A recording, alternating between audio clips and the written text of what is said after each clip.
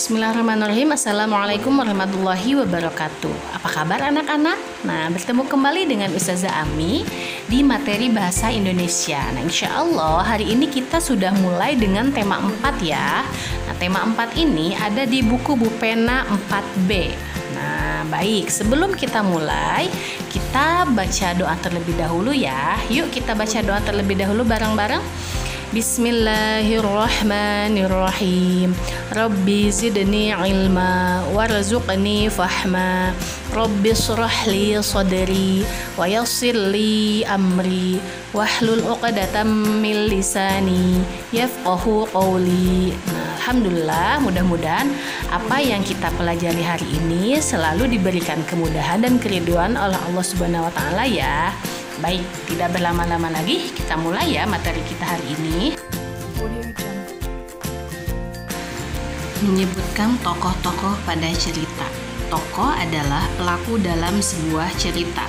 Nah, tokoh dibedakan menjadi dua. Yang pertama, tokoh utama, dan yang kedua adalah tokoh pembantu.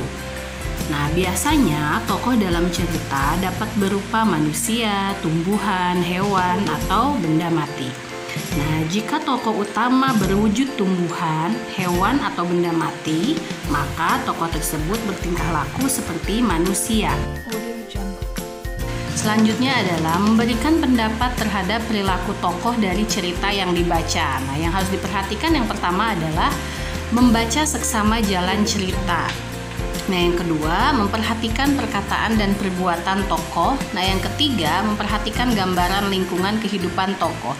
Jadi, sebelum kita memberikan pendapat terhadap perilaku tokoh dari cerita yang kita baca, hendaknya kita memperhatikan dulu jalan ceritanya, kemudian tokohnya itu seperti apa sih perbuatan di dalam ceritanya, lalu kemudian kita memperhatikan gambaran lingkungan kehidupan tokoh tersebut.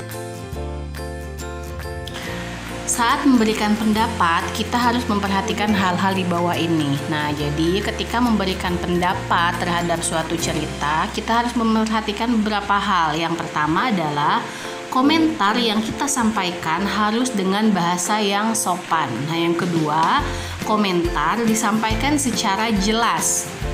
Yang ketiga, komentar disampaikan dengan alasan yang logis, artinya yang masuk akal gitu. Nah, yang terakhir adalah tidak menyinggung perasaan orang lain. Jadi, ketika kita memberikan komentar atau pendapat kita terhadap suatu cerita atau kepada orang lain, harusnya kita memperhatikan hal-hal yang tadi agar tidak menyinggung perasaan orang lain. Selanjutnya adalah menentukan pesan moral dari suatu cerita. Nah, biasanya kalau dalam cerita atau dongeng itu biasanya kita suka diminta untuk memberikan pesan moral yang ada di dalam cerita itu. Nah, salah satunya adalah yang pertama, kita harus membaca cerita tersebut dengan cermat. Nah, yang kedua, kita harus mencari peristiwa dan kalimat yang mengandung saran, nasihat, pesan, atau anjuran. Nah, yang ketiga, setelah kita tahu ada saran atau nasihat dalam cerita tersebut, barulah kita membuat kalimat kesimpulan dari peristiwa atau kalimat yang mengandung saran, nasihat, atau anjuran dengan bahasa sendiri. Jadi, ada saran yang ada memang dalam cerita tersebut, tetapi setelah itu baru kita juga diharapkan memberikan saran dengan bahasa kita sendiri.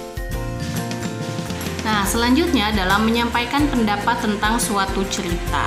Nah, yang pertama, kita harus memahami tema cerita. Nah, yang kedua, menuliskan pendapat dengan bahasa yang singkat dan jelas.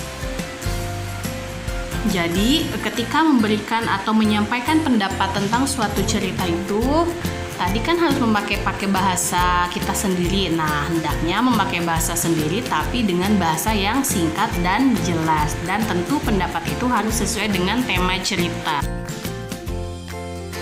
Nah, selanjutnya adalah memberikan pendapat pribadi tentang pesan moral dari suatu cerita. Nah, pesan moral itu apa sih? Nah, pesan moral itu merupakan pelajaran berharga dalam sebuah cerita yang dapat kita jadikan pelajaran di kehidupan sebenarnya. Jadi setiap cerita, entah itu dongeng atau cerita apapun, biasanya suka ada pesan moralnya. Nah, pesan moral itu hendaknya bisa kita terapkan atau bisa kita ambil pelajarannya untuk kita terapkan di kehidupan kita yang sebenarnya. Nah, contohnya bacalah penggalan cerita mengenai Pak Kadir. Pak Kadir hidup bahagia bersama keluarganya. Mata pencaharian Pak Kadir adalah bertani. Ia memiliki sebidang sawah yang tidak terlalu luas. Namun berkat kerja kerasnya, hasil sawah tersebut dapat menghidupi keluarganya. Suatu ketika, wabah hama menyerang sawah para petani. Pak Kadir sangat sedih. Ia mengalami kerugian yang besar karena serangan hama tersebut. Namun, Pak Kadir pantang menyerah dan tetap bersemangat. Ia pun mengajak para petani di desanya untuk bergotong royong memberantas hama yang menyerang sawah-sawah mereka. Akhirnya, mereka berhasil mengatasi kesulitan yang dihadapi.